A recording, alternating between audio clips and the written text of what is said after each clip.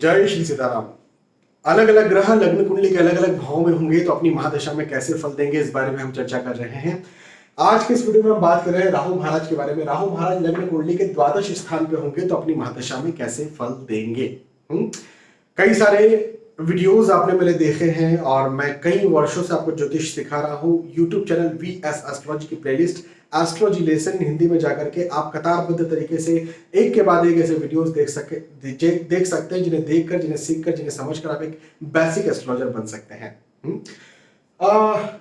उसी श्रृंखला में हम आगे बढ़ रहे हैं और राहु महाराज की सीरीज का ये आखिरी वीडियो है क्योंकि द्वादश स्थान में राहु महाराज के बारे में बात कर रहे हैं। देखिए, मैं अभी तक ये समझाते आया हूं कि राहु अलग अलग राशियों के साथ अपने अलग अलग फल देता है, लेकिन मैं ये बात भी हमेशा समझाते रहता हूं कि कोई भी ग्रह सामान्यतः लग्न कुंडली के 12वें भाव में होगा तो वो सामान्यतः अपने खराब ही फल देगा। अपनी महादशा में वो सामान्यतः अपने खराब ही फल देगा। तो वो महादशा की बात हो रही है, यहाँ महादशा की बात हो रही है, इस बात को ध्यान रखिएगा। यदि महादशा चल रही है या चलने वाली है तो इस वीडियो को ज्यादा सीरियस लीजिएगा, ठीक है।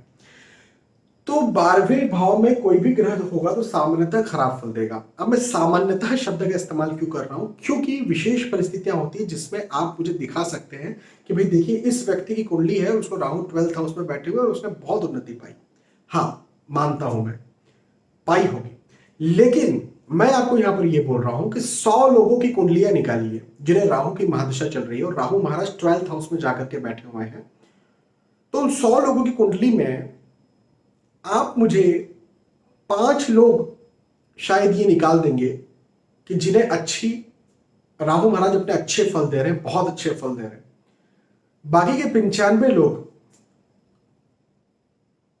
आप नहीं निकाल पाएंगे अच्छे। आप 95 लोगों को परेशान होता हुआ ही देखेंगे।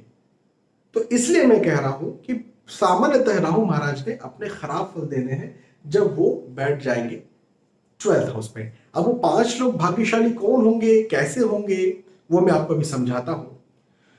लेकिन पहले ये समझिए कि सामान्यतः खराब फल मिलेंगे क्या।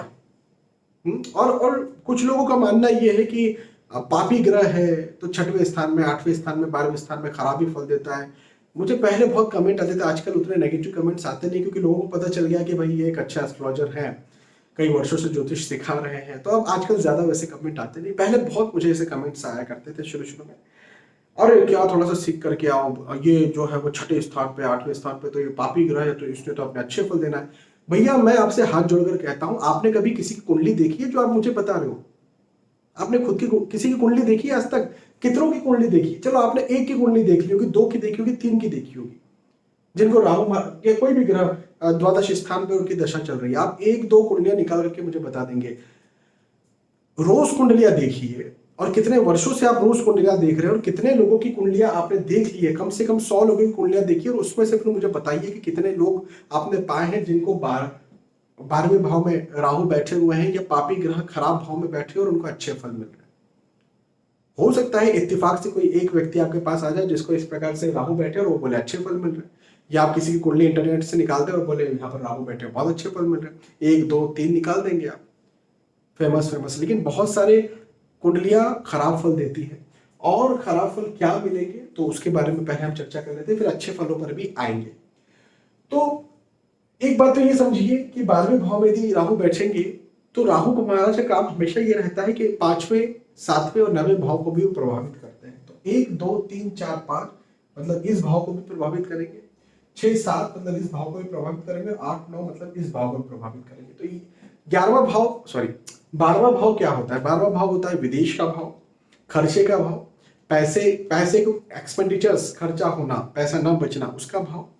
12वां भाव होता है दवाइयों के खर्चे का भाव, मतलब आपके ऊपर दवाइयों का खर्चा हो या घर परिवार के दवाइयों का खर्चा हो, ठीक है।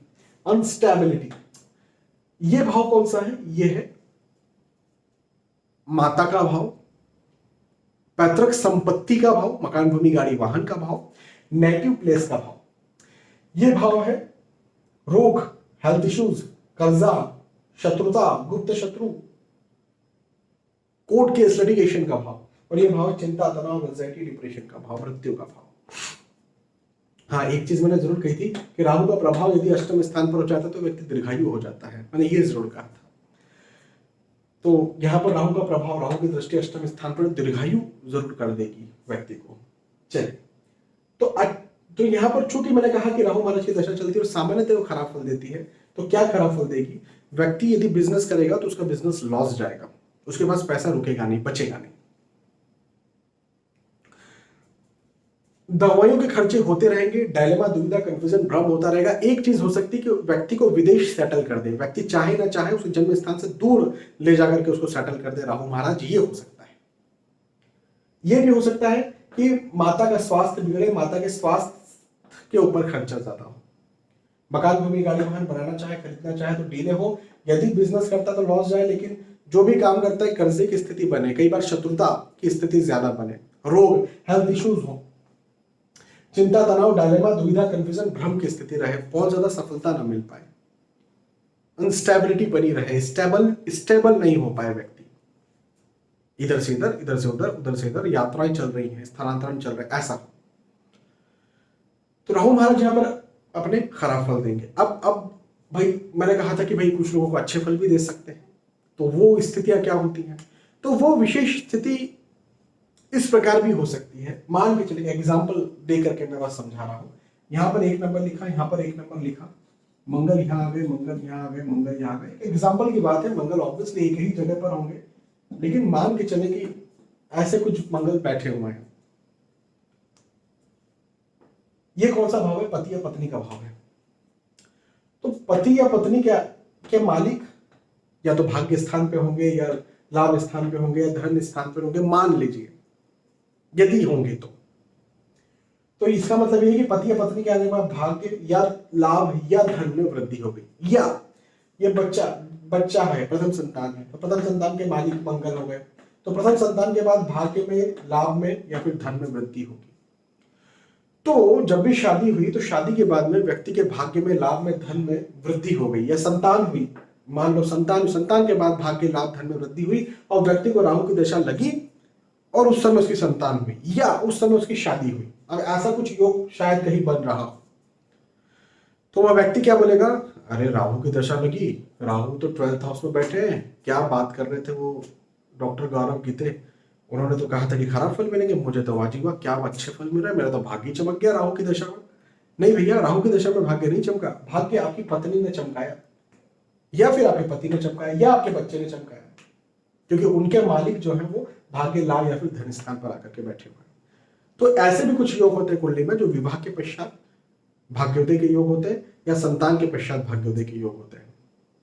या फिर ऐसा भी कई बार होता है कि आप बिजनेस किसी और के नाम से कर रहे हैं, मान के चले भाई राहु ऐसे ही बैठे हुए हैं, और वो व्यक्ति जो है वो बिजनेस खुद के नाम से कर ही नहीं रहा है।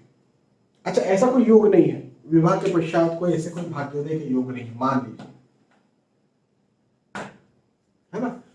अब ये व्यक्ति जो है वो बिजनेस कर रहा है, अब इसको तो लॉस जाना चाहिए बिजनेस में, लेकिन बात ऐसी है कि ये व्यक्ति जो है खुद की ऑनरशिप नहीं है, खुद के बैंकिंग अकाउंट्स नहीं है, या खुद के नाम से नहीं है, इसने खुद को तो जो है वो मैनेजर शो करके रखा है, जो लीगल पेपर्स होते हैं उसमें खुद को शो करके रखा है कि मैं एक एम्प्लॉय हूं या एक मैनेजिंग व्यक्ति हूं,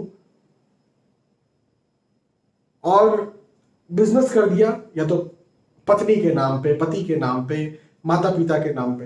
अब मान के चलो कि ऐसे व्यक्ति को तो राहु की दशा चल रही, लेकिन पत्नी की दशा जो है बहुत अच्छी हो गई। अब मालिक तो टेक्निकली पत्नी है या फिर माता पिता है, तो जब उनकी दशा हो गई तो उनको तो बहुत अच्छे फल मिल रहे थे, तो उनको बहुत अच्छे फल मिल रहे हैं, और ये नौकरी जो है इनकी बहुत अच्छी चल रही है वहां पर। भाई टेक्निकली तो नौकरी चल रही है ना, भाग्य तो उनका साथ देगा। मैं टेक्निकली बात कर रहा हूँ, मैं नाम की बात नहीं कर रहा। मतलब आप मान के चले आपने रख दिया महालक्ष्मी ट्रेडर, तो महालक्ष्मी के नाम पे आपकी शॉप या आपका कुछ व्यवसाय नहीं हो जाएगा। मैं इस नाम की बात नहीं कर रहा। टेक्निकली मालिकाना हक किसका, बैंक अकाउंट किसका है, कानूनी तौर पर कौन उस बिजनेस का मालिक है, मैं उसकी बात कर रहा हूं। तो यदि कानूनी तौर पर कोई मालिक है, उसकी बहुत अच्छी दशा चल रही है, और इस व्यक्ति को राहु की दशा चल रही है, लेकिन इसने उसके नाम से करके रखा है, तो भी वो व्यक्ति बहुत आगे बढ़ेगा। तो इस प्रकार की जब कोई मेरे पास आता है, बिजनेस कर रहा होता है और उसको राहु की दशा लग गई, मान के चले किसी व्यक्ति ने 10 साल 12 साल 15 साल 20 साल बिजनेस किया, अब उसको राहु की दशा लग गई और ऐसे राहु चल रहे हैं और कोई भाग्योदय वाले कोई योग नहीं है, तो क्या मैं अब उस व्यक्ति को बोलता हूँ कि नौकरी करो इतने सालों बाद? नहीं, मैं इसी तरह से कुछ चीजें निकालता हूँ कि या आपकी माता जी की कुंडली बताइए, आपकी वाइफ की बताइए, आपके बच्चों की बताइए, कहीं ना कहीं कोई ना कोई कुंडली मुझे अच्छी दिख जाती है, मैं कहता हूँ इनके नाम से कर लीजिए और वो अच्छा चल पड़ता है। इस प्रकार के कुछ योग होते हैं। तो आप समझे कि राहु महाराज के कैसे फल देते हैं, कब अच्छे फल देते हैं, कब खराब फल देते हैं। मैं कोशिश करता हूँ आपको अच्छे से समझाने की, बाकी समझ में तो उन्हीं को आएगा जिन पर ऊपर वाले की कृपा रहेगी। बहुत बहुत धन्यवाद। फिर मिलते आ रहे हैं वीडियोज और एपिसोड्स में, तब तक के लिए आज के इस वीडियो में आपसे विदा चाहता हूँ। जय श्री सीताराम।